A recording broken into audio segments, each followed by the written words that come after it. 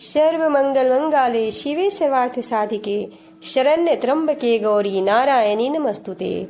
जय माता पार्वती। माता पार्वती अपने समस्त भक्तों की समस्त मनोकामनाएं पूर्ण करें। जय सनातनी के इस अंक में आज हम जानेंगे, श्रवण करेंगे मंगला गौरी व्रत कथा। वर्ष 2025 श्रावण मास में किए जाने वाले मंगला गौरी व्रत कथा। आप सभी को मंगला गौरी व्रत की बहुत बहुत शुभकामना। मंगला गौरी व्रत विशेष रूप से विवाहित स्त्रियों द्वारा किए जाने वाला व्रत है, जो श्रावण माह के हर मंगलवार को रखा जाता है। यह व्रत माता पार्वती गौरी जी को समर्पित है, जो सौभाग्य और सुहाग की अधिष्ठात्री देवी मानी जाती हैं। मंगला गौरी व्रत के दौरान कथा पढ़ने का भी महत्व है। मान्यता है कि व्रत कथा पढ़ने व सुनने मात्र से ही जीवन के सभी संकट दूर हो जाते हैं। वर्ष 2025 श्रावण के सोमवार को भगवान शिव की पूजा अर्चना की जाती है और श्रावण के मंगलवार के दिन माता पार्वती का व्रत किया जाता है। स्कंद पुराण, व्रतराज और धर्म सिंधु जैसे ग्रंथों में मंगला गौरी व्रत को अत्यंत फलदायी कहा गया है। इसमें बताया गया है कि जो स्त्री मंगला गौरी का व्रत करती है, उसे सौभाग्य, आरोग्य, संतान और स्त्री गृहस्थ जीवन की प्राप्ति होती है। मंगला गौरी व्रत का पूजन के साथ कथा पढ़ना भी आवश्यक होता है। कथा पढ़ने और सुनने मात्र से ही सभी इच्छाएं पूरी होती हैं। मंगला गौरी व्रत कथा।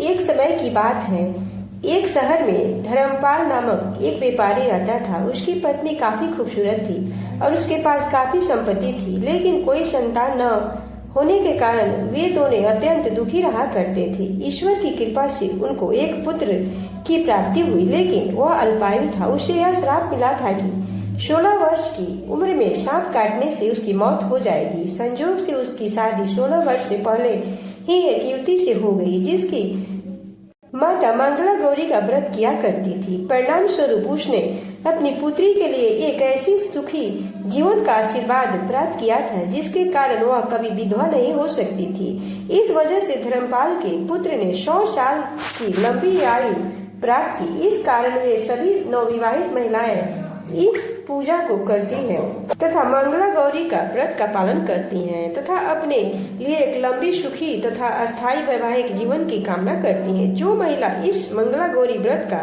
पालन नहीं कर सकती, उस महिला को श्री मंगला गौरी पूजा को तो करना ही चाहिए।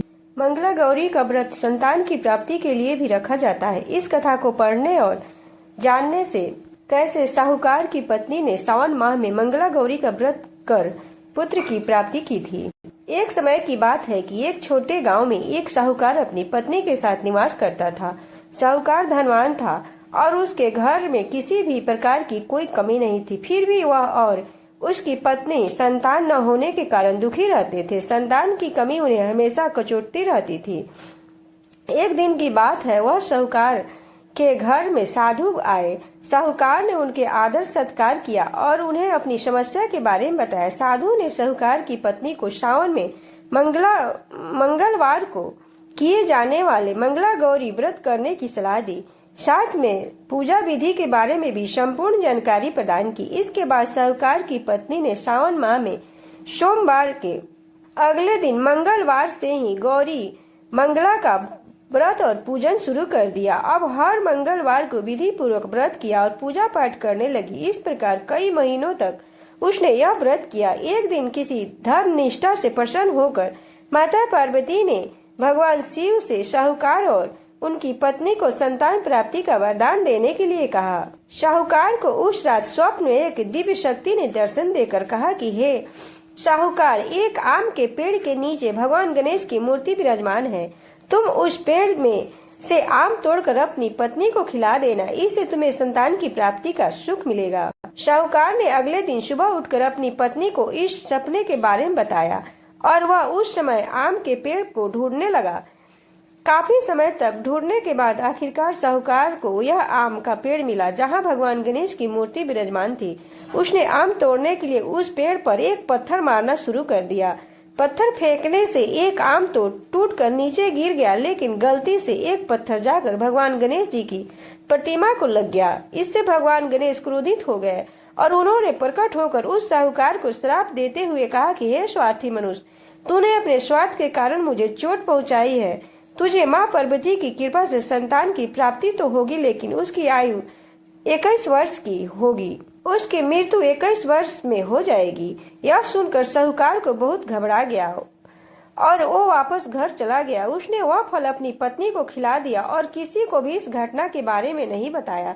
कुछ समय पश्चात भगवान शिव और पार्वती के आशीर्वाद से साहूकार और उसकी पत्नी को पुत्र रत्न की प्राप्ति हुई। उससे उन दोनों के जीवन में खुशी का ठिकाना न रहा, लेकिन एक साथ ही साहूकार इस बात को भी चिंतित था कि उसका पुत्र अल्पायु होगा। देखते ही देखते वह बालक 20 वर्ष का हो गया। व्यापार में उसने अपने पिता का हाथ बटाने लगा। एक दिन घर लौटते समय साहूकार पेड़ की छाव में तालाब किनारे बैठकर अपने पुत्र के साथ भोजन करने लगा। तभी वहाँ कमला और मंगला नामक 2 कन्याएं कपड़े धोने के लिए आई और कपड़े धोते हुए आपस में बात करने लगी। कमला ने मंगला से कहा कि मैंने इस सावन मास में प्रत्येक मंगलवार को मंगला गौरी व्रत करने का निश्चय किया है। तुम भी माँ पार्वती की समर्पित यह व्रत अवश्य करना। इससे माता पार्वती प्रसन्न होती हैं और आप पर अपनी कृपा दृष्टि बनी रहती है। इससे करने से मनवांछित वर और अखंड सौभाग्य की प्राप्ति होती है। कमला की बात सुनकर मंगला भी इस व्रत को करने के लिए तैयार हो गई। दूसरी ओर साहूकार ने दोनों कन्याओं के बीच यह पूरा संवाद सुन लिया और उसने अपने मन में यह सोचा कि यह कन्या मंगला गौरी व्रत करती है, इसे अखंड सौभाग्य की प्राप्ति होगी। यह मेरे पुत्र के लिए एक योग्य वधु साबित होगी। ऐसा सोचकर वह उन दोनों के विवाह का प्रस्ताव कन्या के पिता के पास लेकर गया। साहूकार की गांव में प्रतिष्ठा और मान होने के कारण कमला के पिता ने अपनी पुत्री का विवाह साहूकार के लड़के से करवा देते हैं। विवाह के पश्चात भी कमला विधि पूर्वक मंगला गौरी का व्रत रखना जारी रखा। उसने इस भक्ति भाव से प्रसन्न होकर माता पार्वती एक दिन उसे स्वप्न में दर्शन देती है और कहती है कि मैं तुम्हारी भक्ति से अत्यंत प्रसन्न हूँ, इसलिए तुम्हें अखंड सौभाग्य का वरदान देती हूँ। लेकिन तुम्हारा पति अल्पायु है, इसलिए अगले महीने मंगलवार के दिन एक सर्प तुम्हारे पति के प्राण लेने आएंगे। तुम इसके लिए एक प्याले में मीठा दूध रख देना, उसके पास एक खाली मटका भी रख देना। सर्प दूध पीकर उस मटके में चला जाएगा और फिर तुम उस मटके को ऊपर से कपड़े द्वारा ढक देना। अगले मंगलवार को कमला ने माता पार्वती की बात मानकर एक प्याले में मीठा दूध रख दिया और पास की एक मटकी में भी रख दी। सर्प ने आकर दूध पिया और मटकी में आकर बैठ गया। कमला ने उस मटकी का कपड़ा बांधकर उसे जंगल में रख दिया। माता पार्वती की कृपा से कमला के पति के प्राण बच गए। इस प्रकार मंगला गौरी के व्रत के पूर्ण फल से साहूकार का पुत्र श्राप से मुक्त हो गया। जब कमला ने घर में सबको इस चमत्कार के बारे में बताया तो सभी आश्चर्यचकित रह गए। इसके बाद साहूकार और उनकी पत्नी ने अपने पुत्र और पुत्रवधू को आशीर्वाद दिया और पूरा परिवार सुख और शांति पूर्वक जीवन व्यतीत करने लगा। वर्ष 2025 श्रावण माह का दूसरा मंगला गौरी 22 जुलाई 2025 मंगलवार के दिन पड़ रहा है। इस दिन माँ पार्वती की आराधना की जाती है। इस दिन सुहागिन महिलाएं माता पार्वती का व्रत करती हैं। श्रावण माह के हर मंगलवार को मंगला गौरी का व्रत रखा जाता है। इस दिन माँ पार्वती की आराधना की जाती है। इस दिन सुहागिन महिलाएं माँ पार्वती के लिए व्रत करती हैं। मंगला गौरी व्रत और भगवान शिव माता पार्वती की पूजा करने से अखंड सौभाग्य की प्राप्ति होती है। 22 जुलाई 2025 मंगलवार को पड़ने वाला मंगला गौरी व्रत द्वादशी तिथि के दिन पड़ेगी। इस दिन कामिका एकादशी व्रत का पारण भी किया जाएगा। श्रावण मास का दूसरा मंगला गौरी व्रत बहुत विशेष होने वाला है। इस दिन कई वर्ष बाद यह पर्व कई शुभ संयोग में पड़ रहा है। मंगला गौरी का व्रत मंगलवार के दिन पड़ रहा है, जो हनुमान जी का दिन है। साथ ही इस दिन कामिका एकादशी व्रत का पारण किया जाएगा। साथ ही श्रावण माह का पहला प्रदोष भी 22 जुलाई को रखा जाएगा।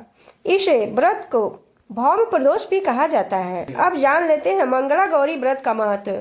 श्रावण में सुहागिन महिलाएं और कुंवारी कन्याएं मंगला गौरी का व्रत रखती हैं। इस व्रत को करने से पति की आयु बढ़ती है और स्वास्थ्य अच्छा रहता है। साथ ही शादीशुदा जीवन में खुशियों का आगमन होता है। मंगला गौरी का व्रत वो कन्याएं भी रख सकती हैं जिनके विवाह में कोई बाधा आ रही हो, दिक्कतों का सामना करना पड़ रहा हो। मंगला गौरी का व्रत स्कंद पुराण के अनुसार मंगला गौरी का व्रत सौभाग्य की अधिष्ठात्री देवी पार्वती माता को प्रसन्न करने के लिए किया जाता है। यह व्रत स्त्रियों को न केवल वैवाहिक जीवन की स्थिरता देता है, बल्कि घर में सुख, शांति और समृद्धि भी प्रदान करता है। अब जान लेते हैं मंगला गौरी व्रत के दिन स्त्रियों को प्रातः काल स्नान करके स्वच्छ वस्त्र धारण करना चाहिए। फिर व्रत का संकल्प लेना चाहिए। फिर घर में पूजन स्थान को गंगाजल या गोमूत्र से शुद्ध किया जाता है। एक लकड़ी की चौकी पर लाल या पीले वस्त्र बिछाकर उस पर माँ गौरी की प्रतिमा या चित्र स्थापित करना चाहिए। देवी को हल्दी, कुमकुम, अक्षत, पुष्प, नारियल, मिठाई, फल, गेहूं, पान, सुपारी और 16 श्रृंगार की वस्तुएं जैसे चूड़ियां, बिंदी, कंघी, सिंदूर आदि अर्पित किया जाता है। इसके बाद गेहूं से बने दियों की कतार सजाकर दीप प्रज्वलित किया जाता है, जो इस व्रत का विशेष अंग है। फिर देवी को भोग अर्पित किया जाता है। पूजा के पश्चात मंगला गौरी व्रत की कथा सुननी या पढ़नी चाहिए। नवविवाहित महिलाएं इस दिन अपनी सास को वस्त्र, मिठाई और श्रृंगार की वस्तुएं अर्पित कर उनका आशीर्वाद लेती हैं। पूजा के अंत में देवी की आरती करें और प्रसाद बांटा जाता है और फिर माता से क्षमा प्रार्थना करनी चाहिए। मंगला गौरी व्रत के कुछ विशेष नियम होते हैं। व्रती को पूरे दिन संयम और पवित्रता के साथ उपवास रखना चाहिए। पूजा के बाद फलाहार किया जाता है, परंतु अन्न का सेवन वर्जित किया है। इस दिन अन्न का सेवन नहीं करना चाहिए। व्रत के दिन कटु वचन, क्रोध और तामसिक प्रवृत्तियों से दूर रहना चाहिए। यह व्रत 5 या 16 वर्षों तक निरंतर करना श्रेष्ठकर माना गया है। अंतिम वर्ष में व्रत का उद्यापन करना आवश्यक होता है। यदि कोई स्त्री लगातार यह व्रत नहीं कर सकती तो केवल एक बार भी श्रद्धा और विधि पूर्वक यह व्रत करने से जीवन में सुख, शांति और सौभाग्य की प्राप्ति होती है। और अंत में माता पार्वती के मंत्रों का जाप करना चाहिए, जैसे सर्व मंगल मंगाले शिवे सर्वार्थ साधिके शरण्य त्र्यंबके गौरी नारायणी नमस्तुते। इस मंत्र का ज्यादा से ज्यादा जाप करना चाहिए। जय माता पार्वती, जय भोलेनाथ।